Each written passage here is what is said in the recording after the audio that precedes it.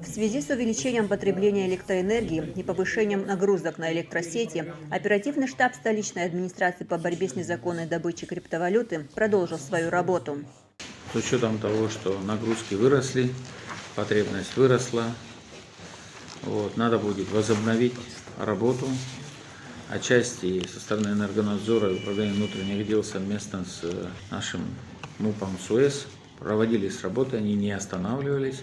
Но сейчас хочу обсудить, как нам усилить эту работу, ввиду того, что нагрузки здорово выросли, и потребление тоже. Начальник СУЭС Тимур Джинжоля сообщил, что нагрузки на электросети сейчас выше, чем в прошлом году.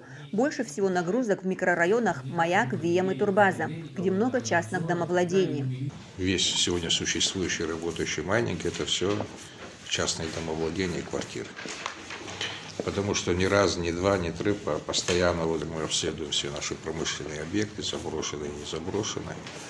И сегодня тоже были там, район Маяка, обследовали все эти объекты, там ничего нету.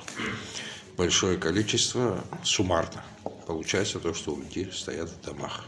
Выход единственный, обратно то, что мы сейчас проводим работу по приборам учета. Актуален вопрос установки приборов учета, который поможет контролировать расходы электроэнергии. СУЭС продолжает планомерно их устанавливать. Буквально за последние 2 недели 250 приборов учета было установлено нами. Это район Маяка и район улицы Аланской, наверху между вокзалом, там 207 ТП так называемое. Там закончили работу, сегодня начали работу по улице Мухвар, это сзади инфекционной больницы, и планомерно идем.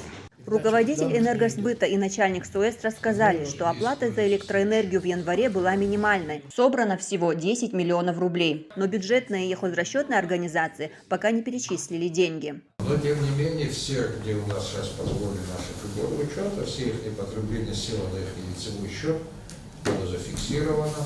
На совещании озвучили, что также возобновляются рейды мобильных групп, куда войдут представители администрации УВД, СУЭС, Черноморэнерго и Энергосбыта. Наша задача, если по нагрузкам мы выезжали бы, а не просто по трехфазным. Мэр поинтересовался, существует ли прописанный норматив потребления электроэнергии на одно домовладение. Энергетики пояснили, что норматив зависит от технических условий, на которые берет разрешение каждый абонент. И здесь опять встает проблема выявления незаконного трехфазного подключения. Мэр поручил подготовить информацию по техусловиям всех абонентов города Сухум.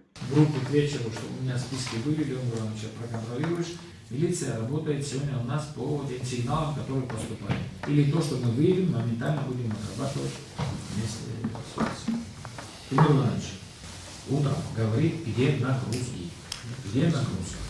За превышение этих условий предусмотрен штраф 1200 рублей. Но, как признались энергетики, нет ни одного оштрафованного по этой статье.